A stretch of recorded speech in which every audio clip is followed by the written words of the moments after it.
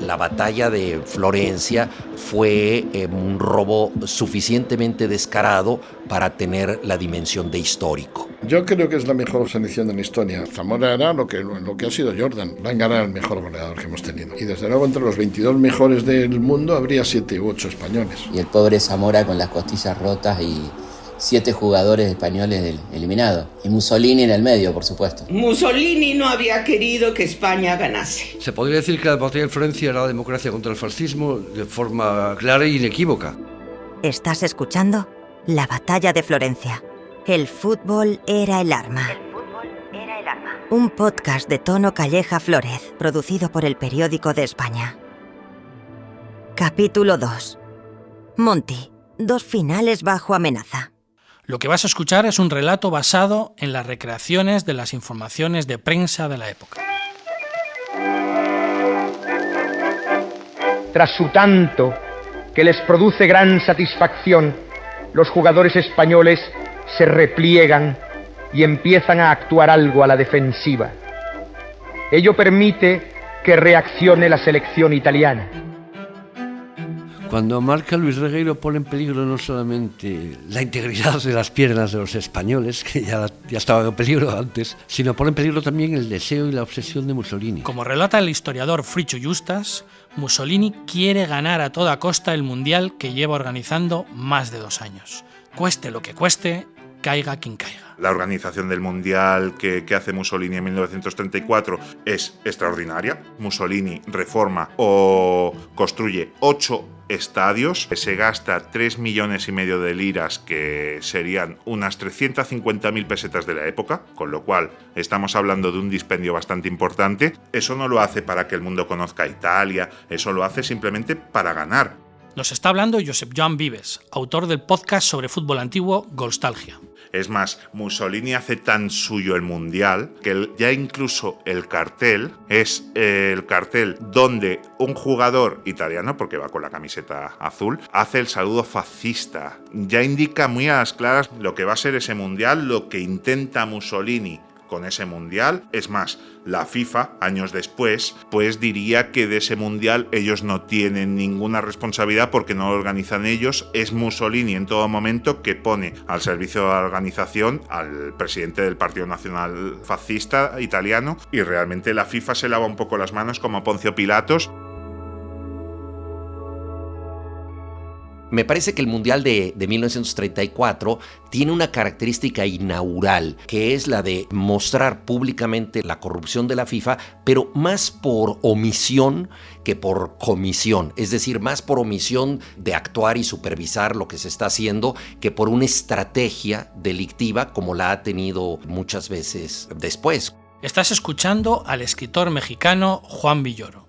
Es decir, en aquella época en que la FIFA era una asociación más incipiente, lo que hizo fue doblar las manos ante un jerarca todopoderoso que era Mussolini. Y esto nos lleva a un tema recurrente del fútbol: en qué medida los países sede pueden influir en el resultado. Ha ocurrido en muchas ocasiones y 1934 no fue la excepción. El nivel futbolístico de Italia a comienzos del siglo XX no garantiza el éxito. Mussolini decide, con la connivencia de la FIFA, atajar el camino hacia la victoria mucho antes de que el balón comience a rodar. Lo que hay que entender que en la década del 20, el fútbol del Río de la Plata era el mejor del mundo, tanto Uruguay como Argentina. Estás escuchando a Adolfo Res, historiador del club argentino San Lorenzo de Almagro. De hecho, Uruguay sale campeón olímpico en el 24 en París, en el 28 juegan la final en Ámsterdam, los Juegos Olímpicos de Ámsterdam, Uruguay y Argentina. Y en el 30, en una final escandalosa, vamos a llamarla, Uruguay le gana 4-2 a Argentina.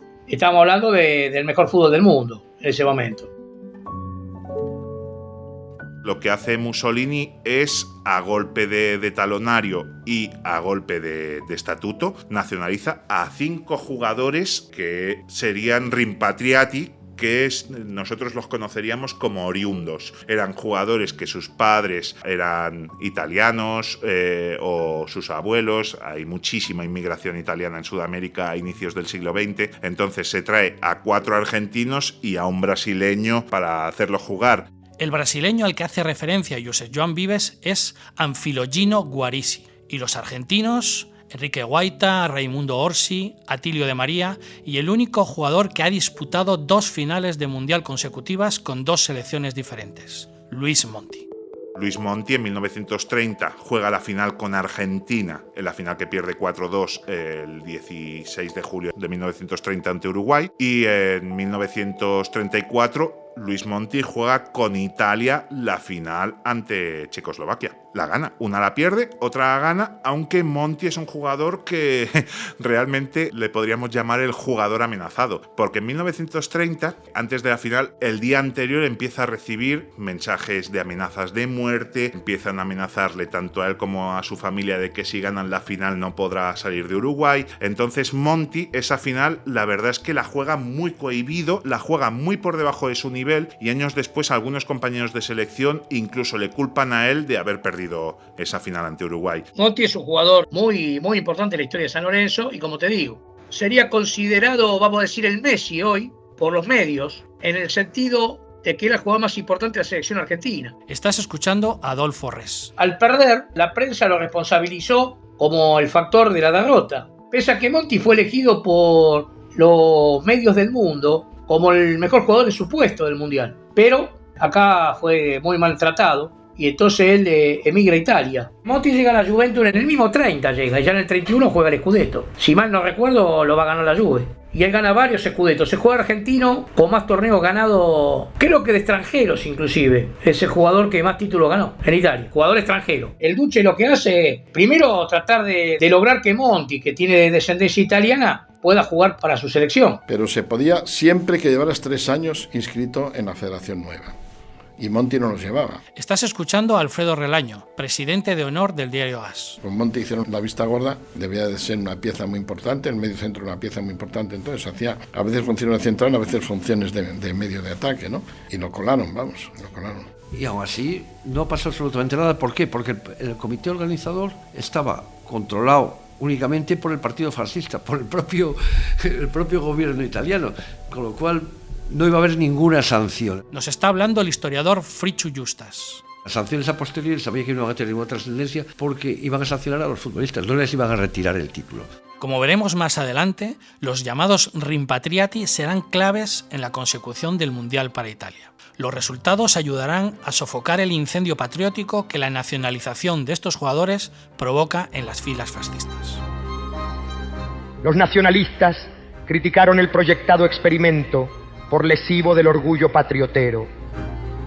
Pero el patriótico propósito de hacer perfectos todos los deportes se impuso, y para tal finalidad todos los medios parecieron legítimos. El seleccionador Vittorio Pozzo se posiciona claramente en favor de la nacionalización de estos 5 jugadores. Si pueden morir por Italia, pueden jugar con Italia. Pero será el compromiso de Luis Monti el que entierre definitivamente el debate. Doble ancho, como se le conoce por su corpulencia en su Argentina natal, encarna el espíritu italiano de la época mejor que ningún jugador nacido en el país transalpino. Monti es un jugador todoterreno, absolutamente todoterreno, es lo que sería un box to box, y es un hombre clave porque no solamente es el que lleva el empuje de la selección, es el que se reparte y se pega las tortas contra los rivales. De hecho, los jugadores españoles llegaron a calificarlo como criminal, ¿no? Quejándose de la dureza excesiva y demás. El que destacó fue Monti. Si siempre estuvo a la vista es porque desempeñó el papel de carnicero a la perfección. Mereció que lo mandaran al vestuario muchas veces, sin embargo, jugó hasta el final del partido.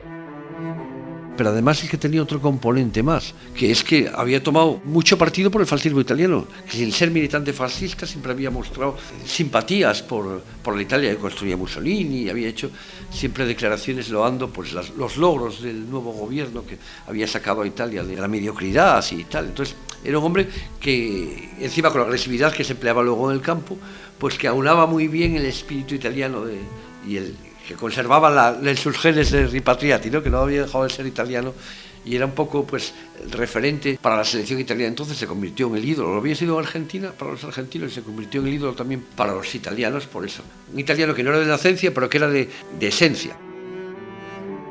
El fútbol está hecho de visiones contrastadas. Los villanos de uno son los héroes de otro equipo. Estás escuchando al escritor mexicano Juan Villoro. Y esto pasó con Monti en 1934, porque fue el héroe de los italianos y para ellos era un jugador excelso, pero yo creo que para el fútbol era un jugador excesivamente rudo en una época en que no había tarjetas de amonestación, en que los jugadores podían cometer barbaridades en la cancha y desgraciadamente en ese mundial en donde había licencia para matar por parte de los italianos muy aupados por Mussolini, pues evidentemente España fue una víctima. Monti, el magnífico mediocentro italo-argentino, es la cristalización de esta táctica y de esa ideología, la camisa negra que con tanta frecuencia luce en las primeras páginas de los periódicos italianos. Monti es un fascista romántico.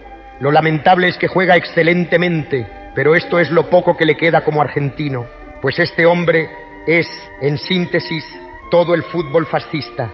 Era un jugador duro, pero también hay que comprender quién gobernaba Italia en ese momento. Estás escuchando a Adolfo Res, historiador del club argentino San Lorenzo de Almagro. Creo que a lo mejor tuvo un plus todo eso, ¿no? No, con esto no quiero justificar lastimar a un rival y todo eso, pero hay que entender también las circunstancias y el momento de donde están los protagonistas. Que el Duce los amenazó a todos, es verdad. Italia tenía que ganar. Y estamos hablando de un régimen criminal. Ese sí era un régimen criminal.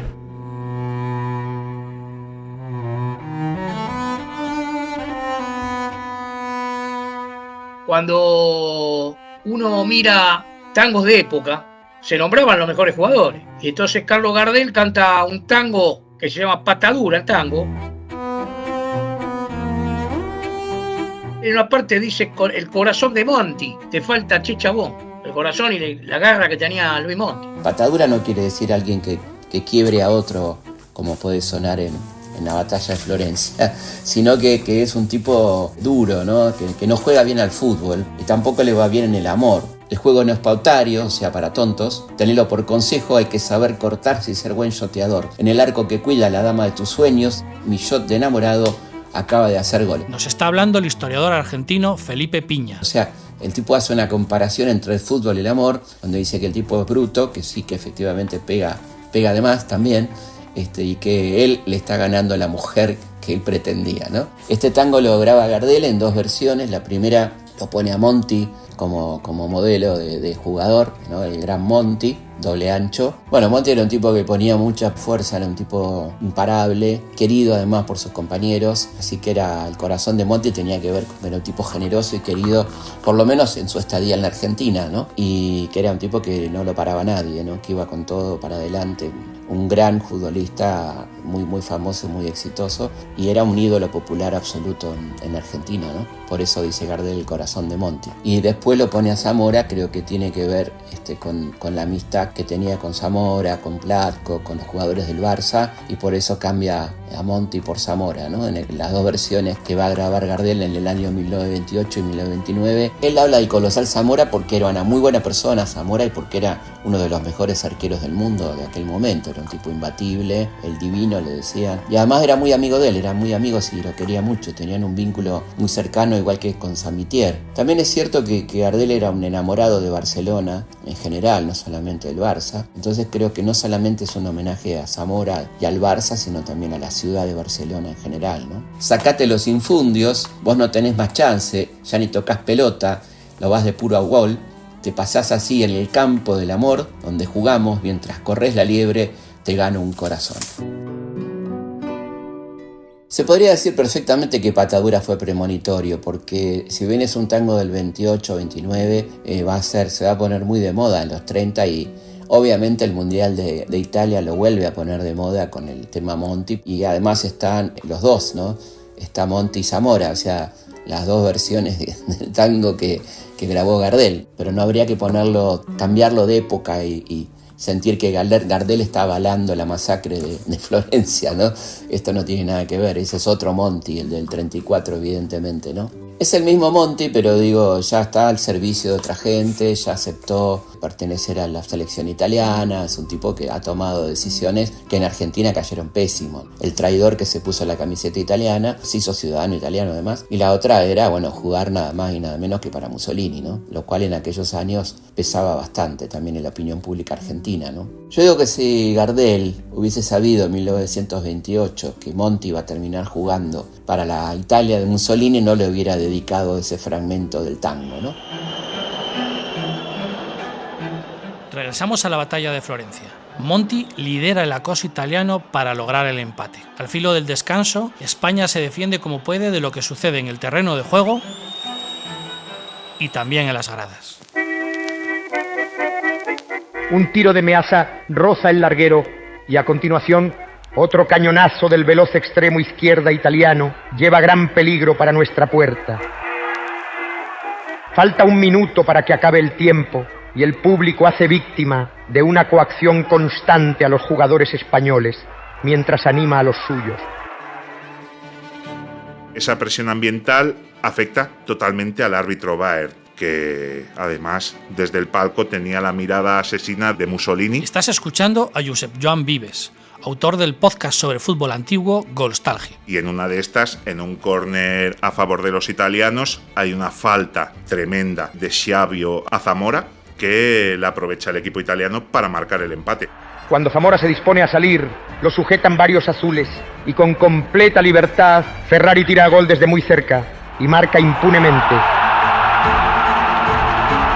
El público se vuelve loco y arma enorme escándalo.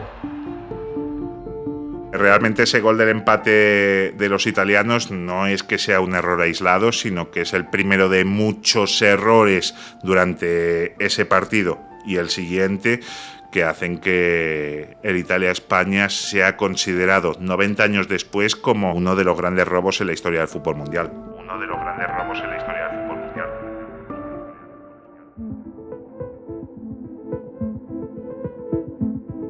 La batalla de Florencia. El fútbol era el arma. Es un podcast de Tono Calleja Flórez, producido por El Periódico de España y Prensa Ibérica Estudio.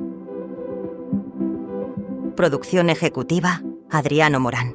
Dirección y guión, Álvaro Martín. Diseño sonoro, Javi Álvarez. Edición, Patricia Esteban. Grabación, Pedro Rufete y Raquel Arroyo. Producción, Chema Gutiérrez. En este episodio se han reproducido fragmentos literales de crónicas de los diarios La Voz, La Autoveló, El Heraldo de Madrid, El Sol y el semanario As. En el próximo capítulo, el primer gran robo arbitral de la historia.